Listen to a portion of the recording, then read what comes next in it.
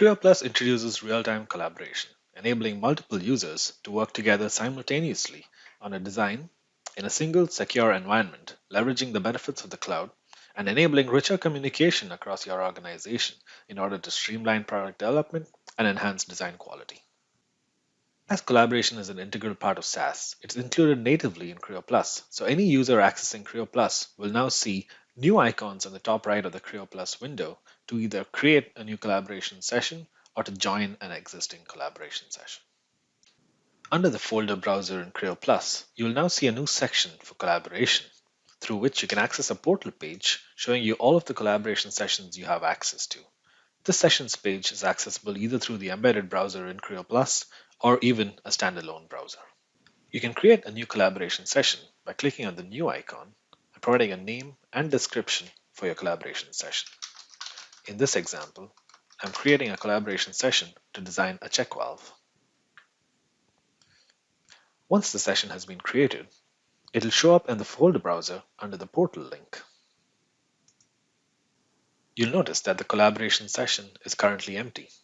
You can either start your design from scratch or you can load in an assembly from disk or your PDM system. For this example, I'm going to load in my assembly from disk. Once your assembly is loaded, you can start making changes within the collaboration session. You'll notice a few more icons at the top right of the Creo Plus title bar within a collaboration session, one of which is for collaboration history and the other is to create a new version. When I enable collaboration history, it opens up a graph which acts as the timeline for all of the changes captured in the design. Each change is represented as a node in the history. The collaboration graph can also be detached and moved around the graphics area and snapped back into place. Obviously, a collaboration session is more beneficial when you have others to collaborate with. So you have the ability to share this collaboration session with other users in your organization. Once I open up the share window, you can see the number of users that have access to this session currently. I can go ahead and search for users within my organization that need to be added to this session. I'm going to go ahead and add my colleague Priyanka to take part in this session as well. You can see that I can give her permissions to read, write, delete, or share the session, or I can just give her permissions to access the session and make changes to the design. Once I share the session, Priyanka would get a notification that she's been invited to this collaboration session through her portal. Once she accepts her invite and joins the session, you can see her presence shown in the title bar, meaning that she is currently active in this collaboration session. You can then start making changes to your design. Let me activate this elbow and show you how changes are synchronized in real time in a collaboration session. I'm going to add a UDF to the elbow.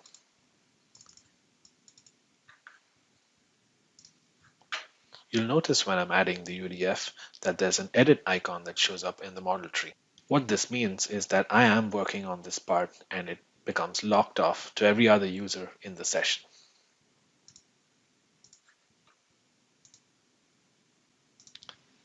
Once I'm done with my change, the session will automatically save the change and propagate it to every other user in session and create a change in the collaboration history. Similarly, you'll notice that when Priyanka is editing a part, it shows up as locked for me and any other user in the session. Once the edit is complete, the lock would then release and the icon would then disappear. As you can see, Priyanka did make some changes to the pillar and that showed up as a change on the collaboration graph. And now the lock that appeared has now disappeared. And I have gotten the changes that she made as well. This way, two or more users can simultaneously make edits and the system would capture all of those edits and merge them into changes on the history graph. At any point in the design, you can create a new version marking a milestone or a stable point in the design. You can provide a name and description for this version similar to the session name itself. Once you've created a version, you can then branch off and iterate on the design safely, exploring multiple scenarios. You can also provide a name and description for your branch.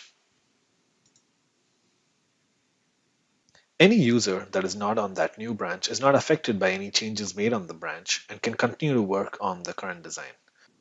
You can continue to make changes on the branch as well.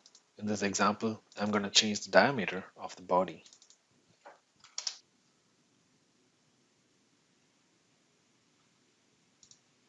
Once the design regenerates and saves, you will see that a checkpoint or a change has been created on the branch. If I wanted to merge this back into the main design,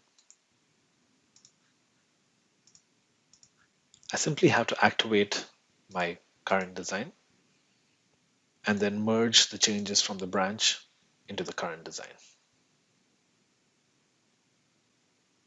You can see that the changes that I made on the branch are now merged into the main design as well. At any point in the design, you can go back to a previous change and see how far you have come with the design. You can also compare the two changes to see what were the specific edits that were made to the design.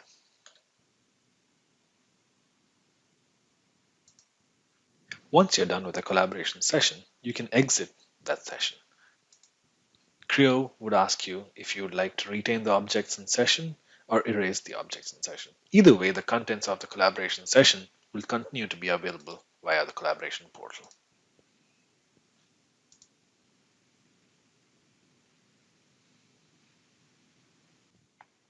You can also add users that are external to your organization to a specific collaboration session.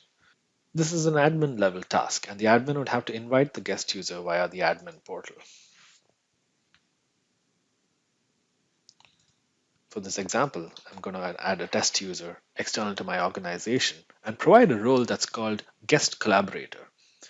This is a limited access role, which means that the guest would only have access to the data that is part of a specific collaboration session that they're invited to and have no access to any other data that's part of the organization. Once the guest gets the invite, they can activate their account, similar to how you do as part of your own organization.